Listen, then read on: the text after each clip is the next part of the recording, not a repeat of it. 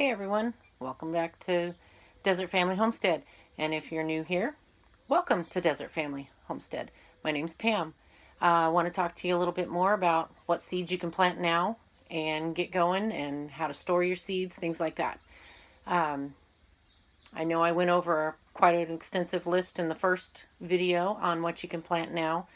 Some of the things that I did not talk about was cucumbers, peppers, all kinds of peppers. I have 2 bell pepper plants, a green chili plant, and a jalapeno plant in my garden.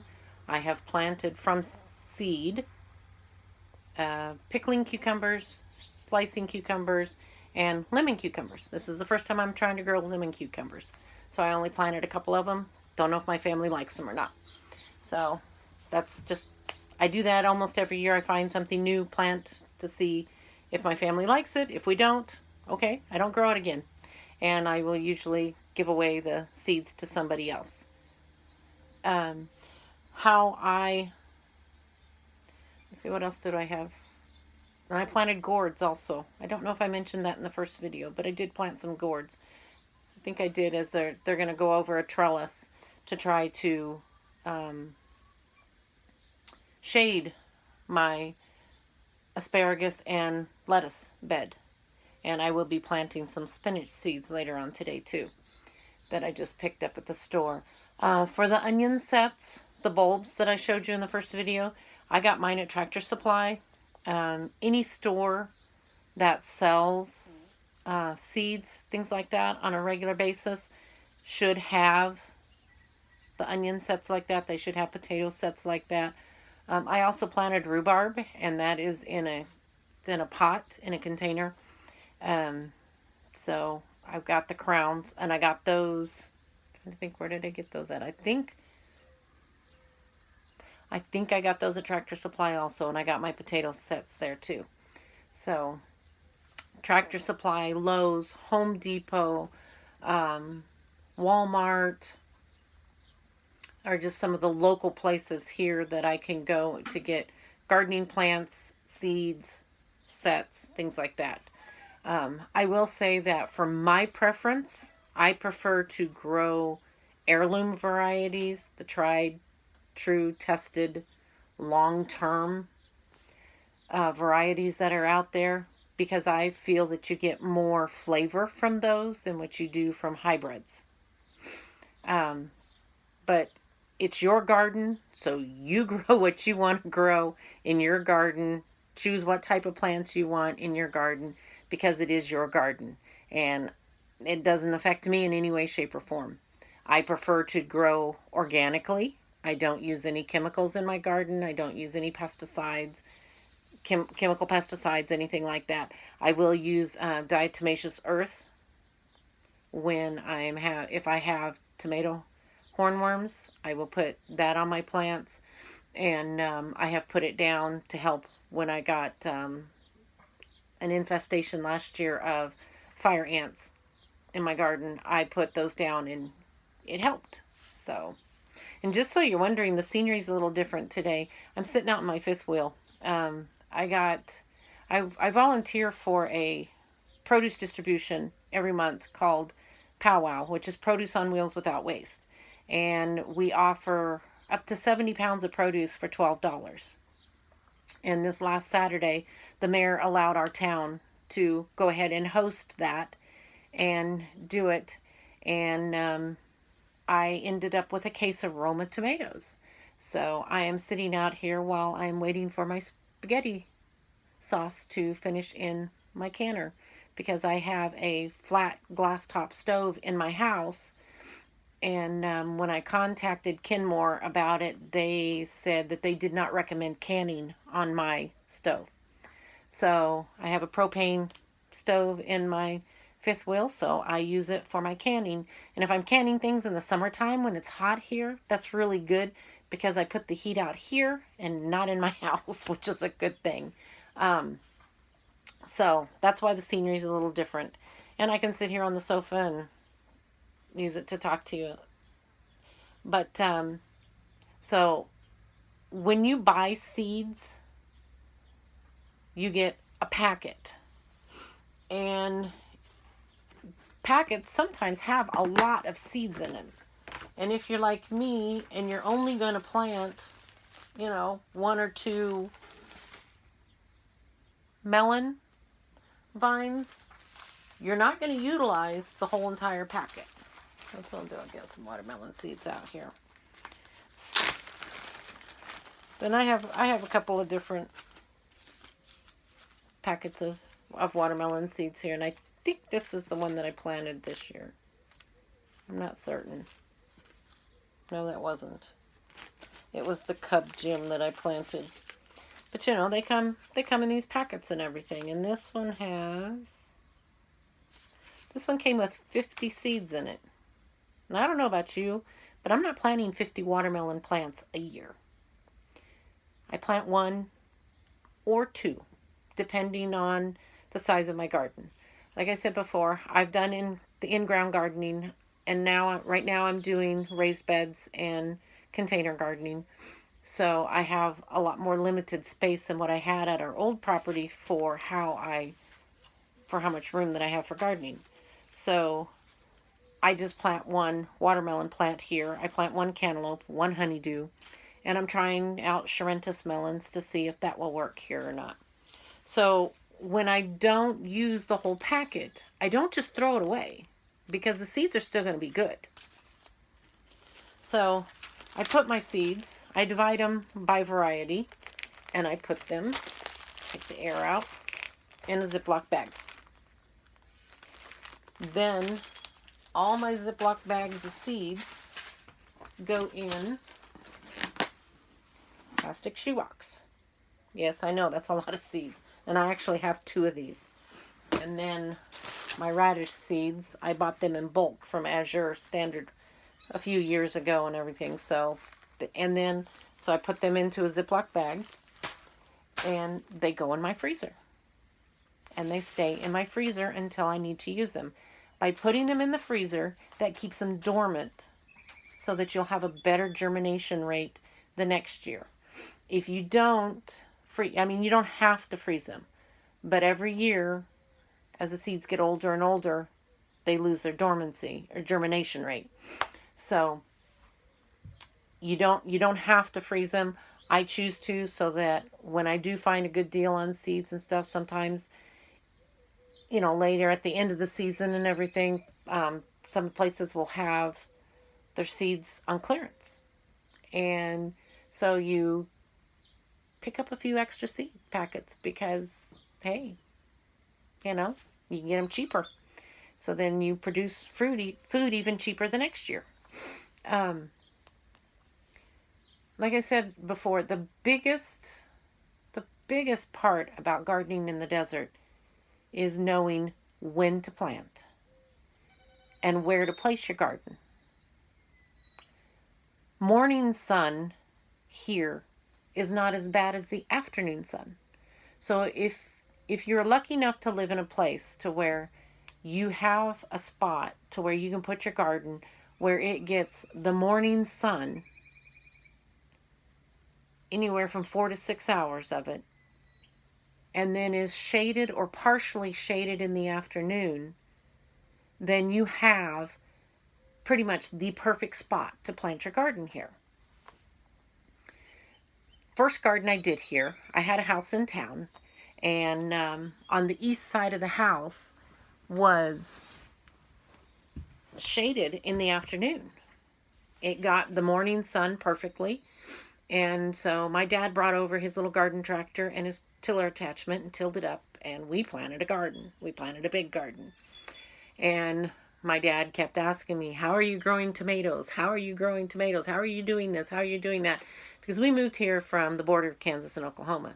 And my dad grew up there. I was 9 when we moved here. And he only knew how to garden back home, and had tried it here and could not do it. So he gave up. And so I decided when my oldest son was about a year old that I wanted to have a garden. I wanted to grow a few fresh things. And so I had a few big pots, and I bought a container tomato plant. I bought some lettuce seeds and some radish seeds. and planted them. And lo and behold, they grew. And I was really shocked. And my dad was too. And yes, I did share a few fresh tomatoes with my parents too. Um, so then so I continued that for a couple of years because we were renting in apartments and stuff. And you have very limited space. So I just grew a few things in pots like that. And I mean, it wasn't really enough to say that it really saved on my grocery budget. But I just liked the fact that I had some fresh vegetables. I could make a fresh salad. And then after we moved in to bought that house and moved into it and everything, and I did that garden, then, I thought, I'm going. I'm going for it. And I planted a big garden. I will say that is one of the things that I learned first not to do, especially if you are new to gardening. Don't go big, because it takes up a lot. It can take a lot of time, especially weeding, things like that. Once you start harvesting, you can become overwhelmed with how much produce you have and how to do it and what to do with it. Save it, prepare it for, freezer, canning, so that you have it for later use.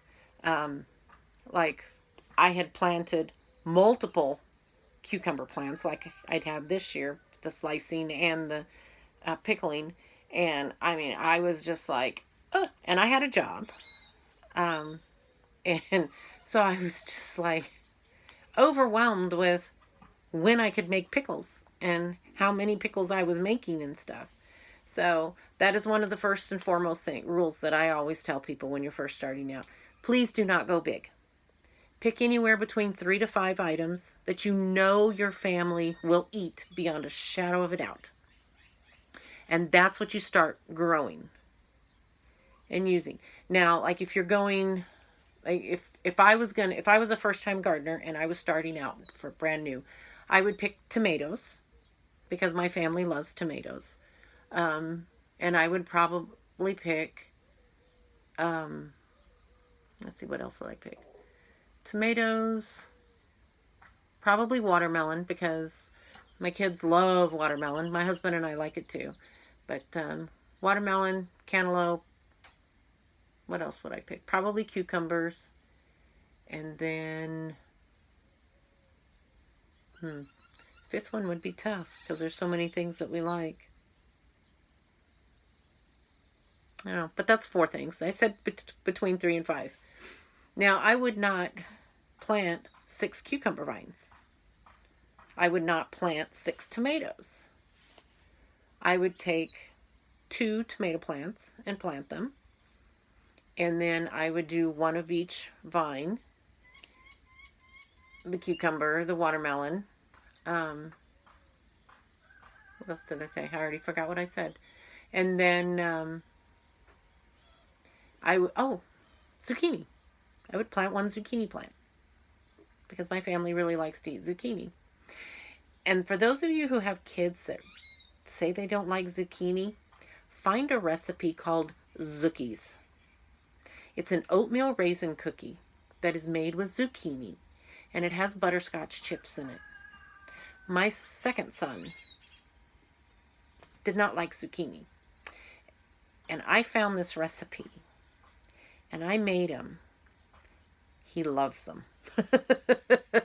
So it's a good way to sneak something healthy and good into a sweet treat. My brother came over the day I was making them, had them spread all over my island. He tried one. He's like, oh, oatmeal raisin cookies. Picked one up, put it in his mouth, and he was just like, hey, these are really good. And I said, they're made with zucchini. What? And I said, yeah, they're made with zucchini. And he was just like, oh, wow, these are good. And he ate them, and then he asked if he could take some home. It does make a lot of cookies, too, so just so you know. And that is one thing that I've also done over the years is I'm very big on sneaking vegetables into other foods so that they don't realize they're eating them. I would shred zucchini up really fine and add it to pizza crust when I would make homemade pizza crust, and my son ate it. Didn't have a problem with it. and everything. And so, I mean, yeah, there's just all kinds of ways that you can do it. Use your fresh vegetables and stuff. So you don't want to um, let any of it go to waste, because I mean you're taking the time and the effort to grow this and use it. So you need to find ways to use it up and everything. And zucchini, I mean, you can freeze it. It just gets a little mushy, I think, soggy when you, and I've drained it and drained it and drained it, but it's still kind of mushy. So I prefer not to save it in that because of that aspect. So the yellow squash and zucchini that I grow during the summertime, I use it as I grow it. And like I said, I do share with family and friends also, and sometimes they're just like, no, I don't need any more. Don't give me any more. So, I also wanted to tell you one of the things that you can do for when you plant seeds and you want to remember what you planted, where you planted. Dollar Tree, they have these. They're plant labels. They're just a little plastic stake. There's 10 of them in there with your Sharpie marker. Write on there what it is you planted in the bed, and then you remember what you planted, what seeds you put in there. Because sometimes it's like, oh, what seeds did I plant there? Okay, yeah. And I've done that. So, but when I started finding these, I was just like, yes.